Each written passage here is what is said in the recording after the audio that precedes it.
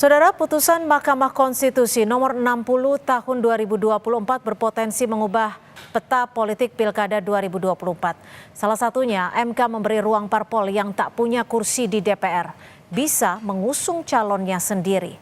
Akankah putusan MK bisa mengubah peta politik dan koalisi di Pilkada? Kita akan bahas bersama Direktur Eksekutif Indikator Politik Burhanuddin Muhtadi, dan juga kita masih mencoba sambungan dengan Sukur Nababan, politisi dari PDI Perjuangan.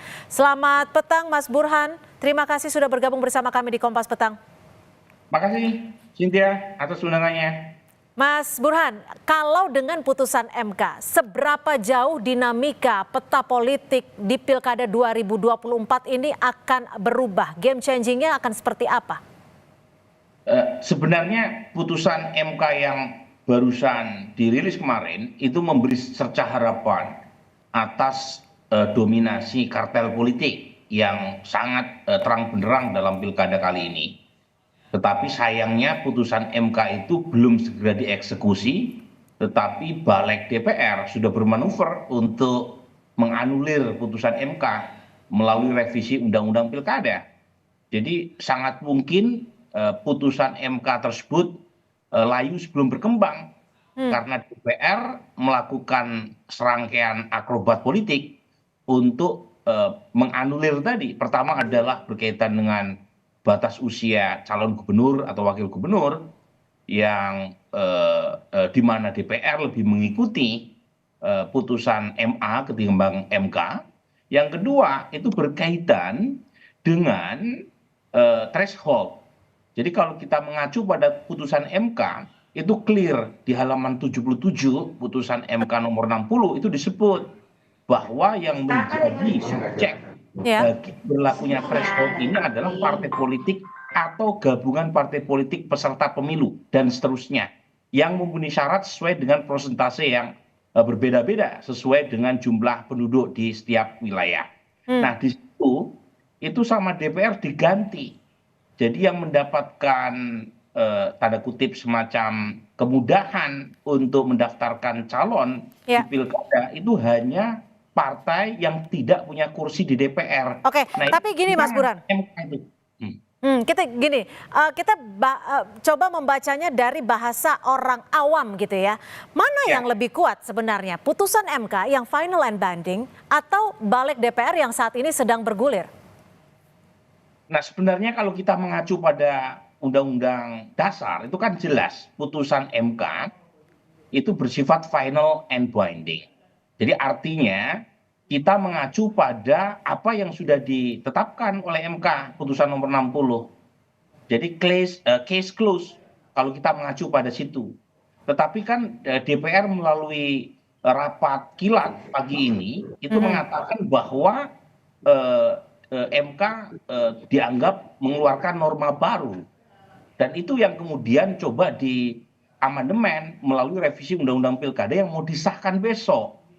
Nah ini jadi isu ini, kita mau mengikuti mana? Jadi sangat mungkin akan terjadi semacam konflik kewenangan dan itu akan mengganggu kepastian hukum. Karena kalau kita mengacu pada putusan sebelumnya jelas. Jadi persoalan yang sudah ditetapkan oleh MK itu mengatasi semua perbedaan pendapat. Nah DPR mencari semacam celah untuk berakrobat politik, menyiasati putusan MK yang tidak sesuai dengan ekspektasi mereka. Nah ini masalahnya ini. Jadi menimbulkan ketidakpastian hukum dan saya khawatir itu akan menimbulkan krisis terutama di mata investor karena investor menganggap kepastian hukum tidak ada lagi. Jadi ini bahayanya di situ. Jadi saya mengingatkan sebelum revisi Undang-Undang Pilkada disahkan besok, itu tolong para elit politik itu menjaga ya kewarasan publik dengan mengikuti aturan main yang sudah ada. Supaya ada kepastian hukum dan iklim stabilitas politik itu bisa terjaga untuk pertumbuhan dan perkembangan ekonomi. Saya ke Bang Sukur Nababan sudah bergabung. Bang Sukur, kemarin usai putusan MK, PDI Perjuangan langsung melakukan rapat. Sudah ada hasilnya? Ya intinya kan apa yang diputuskan MK kemarin kan itu adalah kemenangan demokrasi. bahwa setiap orang itu berhak ya untuk mengajukan ya. Tetapi kita lihat sekarang ini di balik DPR, tetapi fraksi PD Perjuangan ngelawan loh, tidak setuju. Tadi Profesor Burhanuddin sudah menyampaikan ya apa fungsi-fungsi daripada lembaga tersebut. Nah, yang membuat undang-undang itu kan DPR dan Presiden ya, Prof. Nah, tetapi salah satu fungsi MK adalah melihat undang-undang yang dibuat oleh DPR dan Presiden apakah bertentangan dengan Undang-Undang Dasar. Nah, jika bertentangan dengan Undang-Undang Dasar dibatalkan. Nah, MK telah melihat dan membatalkan poin-poin di undang-undang tersebut sehingga apa yang diminta oleh Partai Buruh dan Gelora disetujui dengan berjenjang tadi, ada yang 10% sampai 17,5%. Nah, tiba-tiba tidak ada hujan, tidak ada badai, DPR balik ya dengan cepat sekali melakukan perubahan. Saya tidak tahu bagaimana proses hukumnya, apakah itu bisa berlaku, tetapi sepemahaman saya tidak seperti itu. Dengan adanya balik DPR ini untuk RUU Pilkada, apa yang akan dilakukan PDI Perjuangan kemudian? Bagaimana? Dengan adanya balik DPR RI ini memang belum diputuskan, masih malam nanti diputuskan. Apa yang akan dilakukan PDI Perjuangan? Ya kan kita lihat secara keseluruhan fraksi kan itu nanti akan diambil mana suara terbanyak kan itu yang dilanjutkan. Artinya DPR di sana kan tidak keseluruhan seluruh DPR. Kita berada di pihak demokrasi, kita berada di pihak rakyat. Nah, itu yang akan kita perjuangkan. Nah, juga seperti Profesor Burhanuddin dan beberapa yang konsen dengan demokrasi mahasiswa, ayo kita bareng-bareng berjuang lah. Jangan sampai oligarki kekuasaan yang brutal itu bisa memenangkan hajat kekuasaan itu bisa menjadi prioritas dan semua orang tunduk. Mas Burhan, Anda bisa melihatnya ini ada oligarki kekuasaan sehingga ada balik DPR yang diduga bisa mengabaikan putusan MK yang final and binding. Ya, saya kira tidak mungkin ya DPR bergerak sendiri, apalagi ada perwakilan pemerintah dalam acara rapat di balik tadi pagi ya, dan sangat cepat sekali. Jadi kurang lebih sejam sudah diputuskan sebelum dibawa ke rapat atau sidang paripurna besok. Jadi menurut saya ini satu wake up call, alarming bell, ya lonceng kematian buat demokrasi.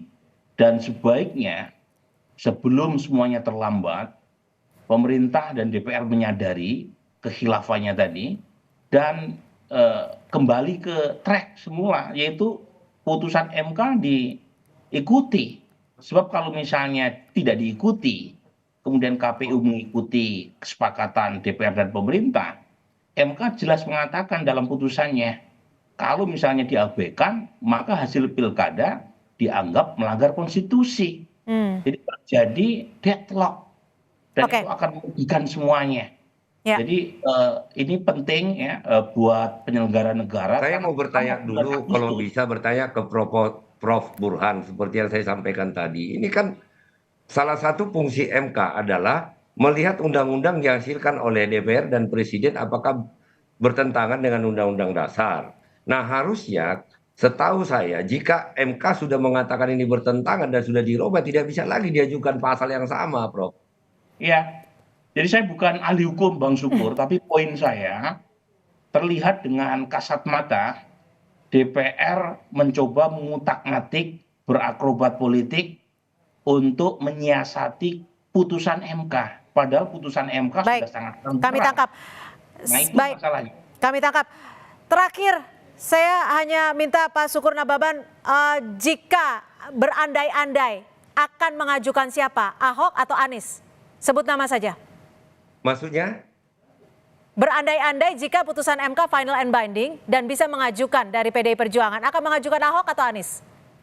Ya, kami memiliki kader-kader yang mumpuni. Nah, tentu nanti kader-kader kami siapa yang layak kami usung, kami berikan kepada rakyat Jakarta, Jawa Barat dan Banten, ya tentu kami akan bertarung.